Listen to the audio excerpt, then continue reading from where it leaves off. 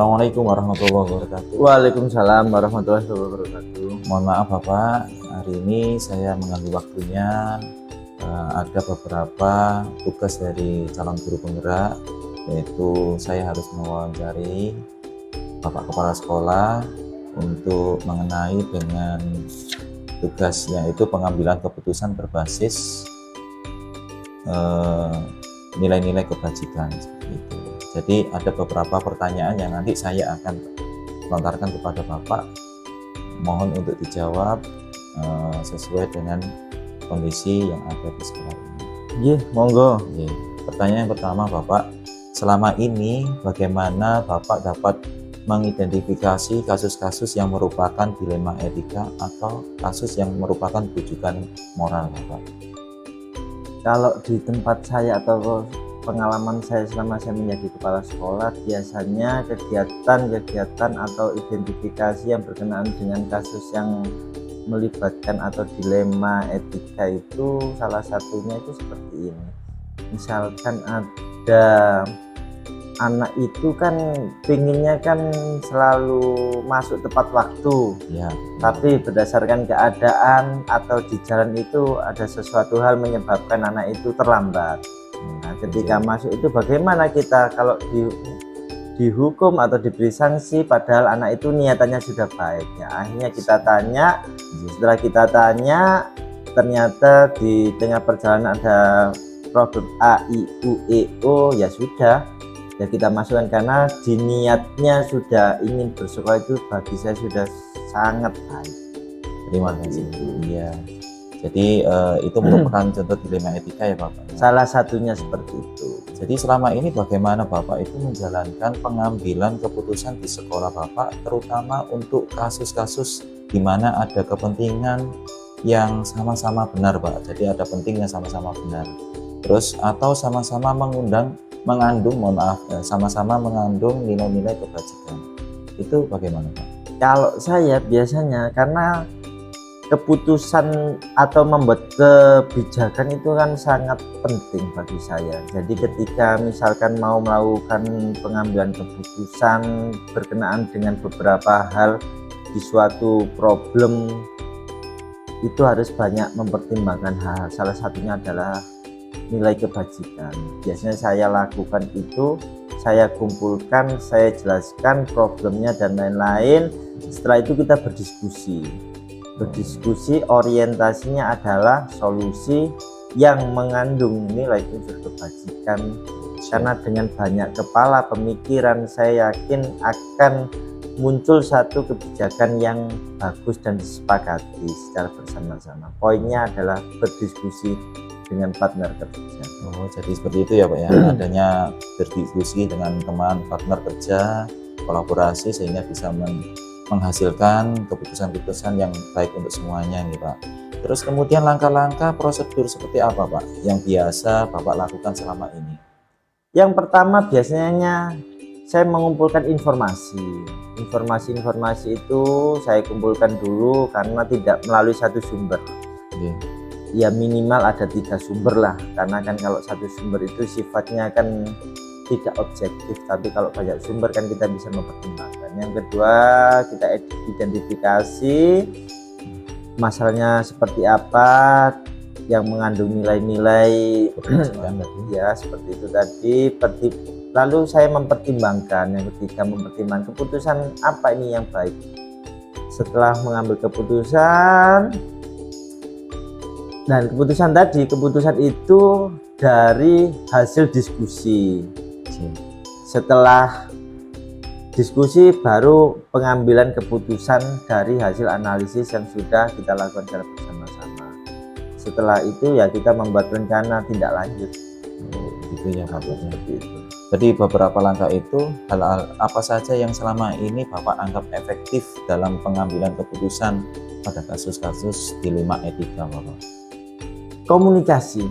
Komunikasi transparan sesuai dengan SOP yang ada, karena tidak pernah bisa melepas dari 3 unsur tersebut: komunikasi, transparan, dan sesuai dengan standar operasional pelaksanaan.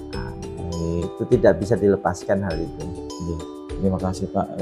Mungkin ada hal-hal apa saja yang selama ini merupakan tantangan dalam pengambilan keputusan pada kasus-kasus dilema etika Pak? Hal yang paling mendasar adalah dari pressure dari pihak luar ekstern. Karena kenapa wajar dari pihak luar itu, karena pihak luar itu kan taunya ideal, padahal kondisi sesungguhnya itu kan kita harus fleksibel ya. Tapi hal-hal tersebut bagi pimpinan itu sudah biasa Pak. Karena apa ya, memang dinamikanya seperti itu. Saya rasa tidak ada yang terlalu berat karena semuanya dikomunikasikan dengan baik dengan semua pihak. Terima kasih Pak. Pertanyaan selanjutnya yaitu, apakah Bapak memiliki sebuah tata kelola atau jadwal tertentu dalam sebuah penyelesaian kasus-kasus dilema etika? Apakah Bapak langsung menyelesaikan di tempat tersebut atau memiliki sebuah jadwal untuk menyelesaikan? Bentuk atau prosedur seperti apa yang Bapak jalankan seperti itu? Tergantung kondisi atau problemnya. Kan masalah itu ada beberapa tingkatan, ringan, sedang, berat. Kalau istilahnya berat harus segera diselesaikan. Kalau di jadwal saya rasa fleksibel, karena kan suatu problem itu datanya kan tidak terjadwal. Nah kalau datanya terjadwal otomatis kita jawab. Tapi kalau suatu problem itu sifat penyelesaiannya fleksibel, tergantung tingkatan atau seberapa besar. Yang jelas problem yang besar diselesaikan tanpa harus mengurangi atau mengesampingkan problem yang kecil. Fleksibel dan solutif. Pastinya fleksibel untuk menyelesaikan masalah ya Bapak. Kadang gini Pak, ada kala seseorang atau faktor-faktor apa yang selama ini mempermudah atau membantu Bapak dalam mengambil keputusan dalam kasus-kasus dilema etika? Ada nggak Pak seperti itu Pak? Ada, itu pasti itu. Yang paling penting adalah teamwork, dukungan moral. Tanpa adanya dukungan moral dari partner kerja, omong kosong ya. Karena tidak mungkin seorang pemimpin itu berdiri sendiri. Kalau saya biasanya kalau dari tim itu sudah solid, itu adalah dukungan moral yang paling luar biasa bagi saya. Ya, terima kasih Pak.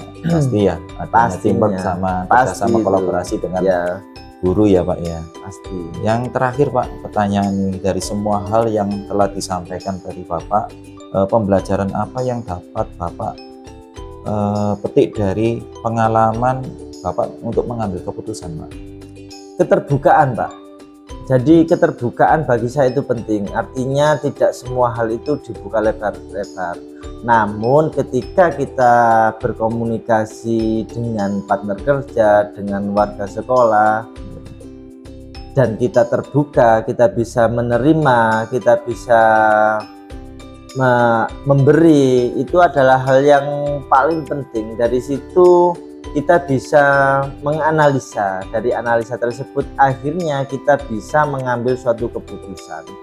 Jadi kuncinya adalah komunikasi secara terbuka dengan etika yang baik, bisa menerima dan memberi, akhirnya dapat mengambil keputusan yang menurut saya bijaksana karena sudah dipertimbangkan di beberapa hal tersebut. Terima kasih Bapak, mungkin itu yang bisa saya tanyakan. Saya bisa menyimpulkan bahwasanya semua keputusan-keputusan yang Bapak yang ambil itu berdasarkan kolaborasi dengan teman, pemikiran yang pastinya ada pertimbangan-pertimbangan yang tertentu, baik itu diselesaikan secara langsung maupun diselesaikan sesuai dengan jadwal. Itu kan fleksibel ya Bapak. Betul ya. Terima kasih Bapak. Mungkin ada pesan untuk saya tentang kegiatan ini Bapak? Pesan saya tetap belajar, bertanya, saling memberi informasi, jangan lupa etika, attitude itu dijaga. Siap. Saya yakin dengan jenengan bisa menuntaskan tugas-tugas ini dengan baik. Yang paling akhir adalah berdoa. Ya, semoga sukses Pak Haji sampai pada tahapan terakhir. Saya yakin Pak Haji bisa menyelesaikan hal ini dengan baik. Terima kasih Bapak. Mohon maaf, terima kasih atas waktunya dan jawabannya. Saya mengganggu waktunya. Siap. Apabila ada kata-kata yang kurang berkenan, saya Mohon maaf sebesar-besarnya. Sama-sama. Sukses selalu untuk Pak Haji nggih. Assalamualaikum. Waalaikumsalam warahmatullahi wabarakatuh. Assalamualaikum Bu Eka. Waalaikumsalam warahmatullahi wabarakatuh Pak Haji. Nah, mohon maaf Bu Eka, hari ini saya mengganggu waktunya.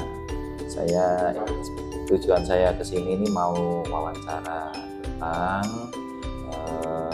tugas yang ada di calon guru penggerak, yaitu pengambilan keputusan berbasis nilai-nilai kebajikan. Mohon maaf Bu Eka, nanti saya akan menanyakan beberapa pertanyaan ya sekitar Bu Eka memberikan suatu kebijakan yang mana Bu Eka menjabat di SDN Trosobo 1. Yang pertama Bu Eka, yaitu selama ini bagaimana Bu Eka dapat mengidentifikasi kasus-kasus yang merupakan yang dilema etika atau rujukan moral. Begini Pak Haji, kebetulan di SDN Trosobo 1 ini selama saya menjabat kurang lebih 6 bulan ya, untuk mengidentifikasi kasus yang merupakan dilema etika atau rujukan moral. Itu yang pertama itu saya melakukan pengamatan terlebih dahulu, kemudian setelah pengamatan saya analisis permasalahan tersebut atau kasus tersebut termasuk yang mana yang dilema etika atau rujukan moral. Seperti itu Pak Haji. Baik Bu Eka, mungkin selama ini bagaimana Bu Eka itu menjalankan pengambilan keputusan di sekolah, terutama untuk kasus-kasus di mana ada dua kepentingan, yang mana itu sama-sama benar atau sama-sama mengandung nilai-nilai kebajikan. Nah, ya kebetulan Pak Haji ini juga baru terjadi di sekolah saya. Pada waktu mau ada kelulusan siswa kelas 6 lah. Pada SE Bupati itu kan dilarang ya untuk kelulusan kelas 6 sendiri. Pak Haji guru kelas 6 ya, kan betul. Dilarang ya kelulusan kelas 6 lah. Itu kan euforia sebelumnya tentang kelulusan itu kan WOW atau wow gitu ya, berlomba-lomba memakai toga dan sebagainya. Nah itu kemarin itu saya rubah gitu, saya mengambil kebijakan, mengambil keputusan untuk tentang kelulusan tersebut berdasarkan SE Bupati. Yaitu mengadakan sosialisasi terlebih dahulu kepada wali murid, kepada anak-anak. Biasanya yang antusias itu malah anak-anak yang sudah kapelan dengan temannya, merencanakan gitu loh Pak, merencanakan kapelan dengan temannya. Bahkan ada yang datang ke saya secara pribadi itu membujuk saya, ayo Bu diadakan kelulusan, saya loh sudah punya kebayaknya lah, malah seperti itu. Keinginannya tinggi ya. Iya. Kemudian dengan adanya SE tersebut, saya tunjukkan kepada anak-anak, kepada wali murid, dan mereka bisa menerimanya. Kita ganti kegiatan yang lain yang lebih bermanfaat. Oh gitu. Iya. Mungkin langkah-langkah prosedur seperti apa yang biasa Bu Eka untuk lakukan selama ini tentang hal tadi? Ya, yang pertama kita itu ada kan kalau tentang kelulusan itu kan ada dasar hukumnya ya Pak ya. Yang pertama itu mempelajari dasar hukumnya tersebut yang berupa SE Bupati, kemudian melakukan sosialisasi kepada wali murid dan anak-anak tentunya, bersama Bapak Ibu guru juga. Kemudian itu kita capai kesepakatan bersama. Nah, dan alhamdulillah kemarin itu setelah kita mencapai kesepakatan bersama dan kita berkomitmen untuk melaksanakan keputusan itu dengan bertanggung jawab. Seperti itu Pak. Jadi seperti itu ya Bu Eka ya untuk prosedurnya. Sekarang mungkin hal apa saja yang selama ini Bu Eka anggap efektif dalam pengambilan keputusan pada kasus-kasus dilema etika?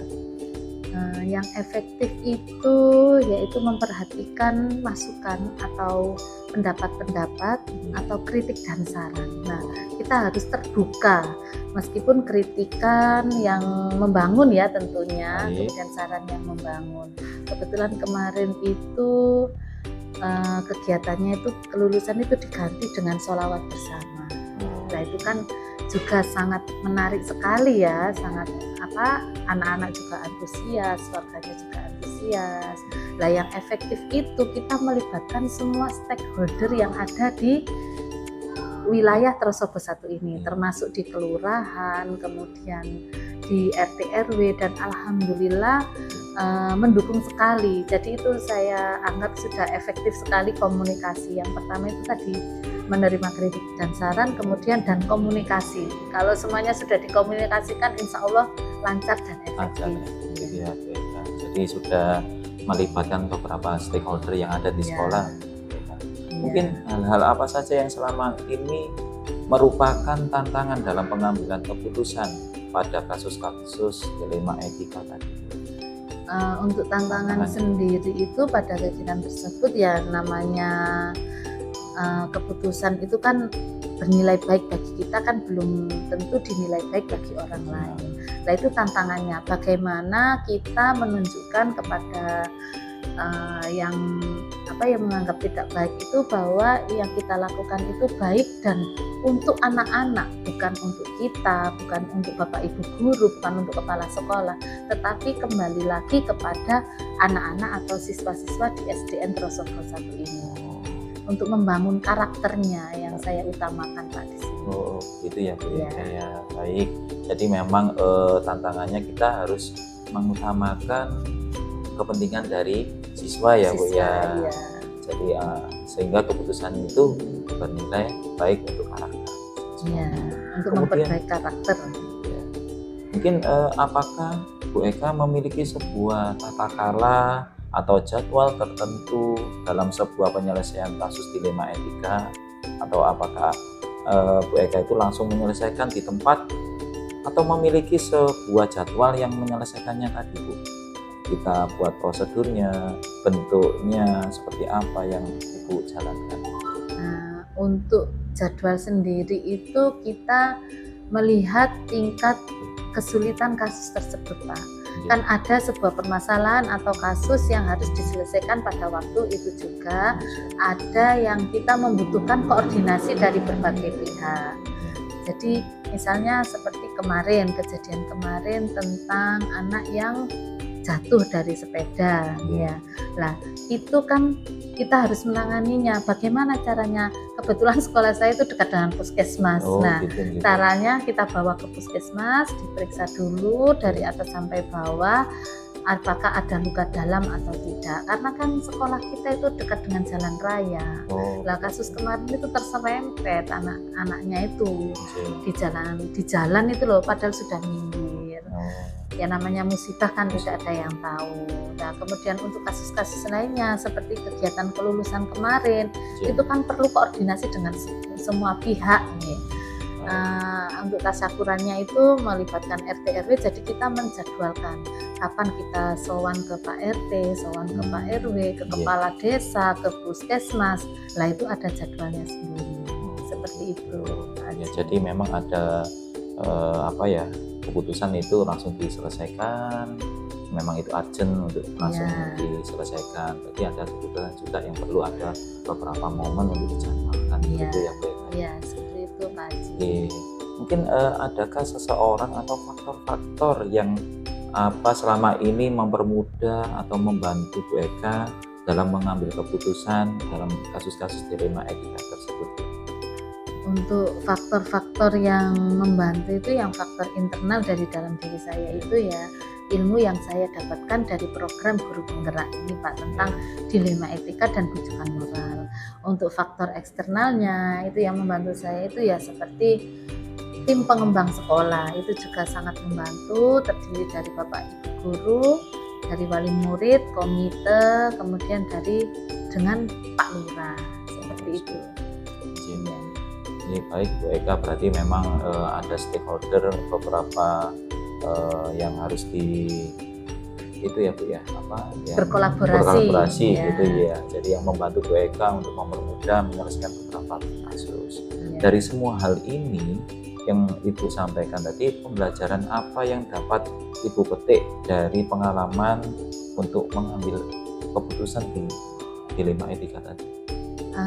Pembelajaran yang saya ambil dari berbagai masalah yang sudah terjadi ya di Ya. SDN Trasopo 1 ini, yaitu tidak terburu-buru dalam mengambil keputusan.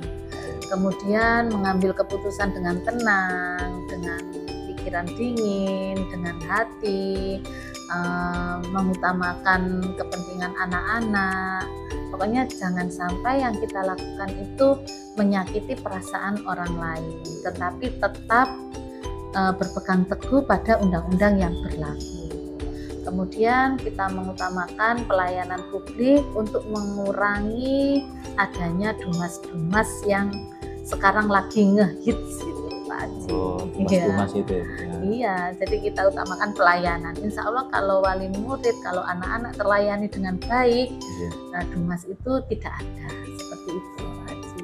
Baik, mungkin bisa saya simpulkan dari wawancara kali ini, berarti Ibu selalu mengedepankan nilai-nilai kebajikan dalam membuat suatu keputusan ya Bu ya. Insya Jadi harus berhati-hati juga untuk keputusan itu harus berpihak pada murid. Iya, berpihak pada murid Oke. Mungkin dan kalau berdasarkan undang-undang yang berlaku. Ya, Bu Eka, terima kasih. Mungkin ada closing statement dari Bu Eka dari Ya. kegiatan wawancara ini. Untuk Pak Haji, tetap semangat, terus berkarya, dan jangan lupa berdoa. Baik Bu Eka, terima kasih atas sharingnya tentang ilmunya yang tadi sudah diberikan kepada saya.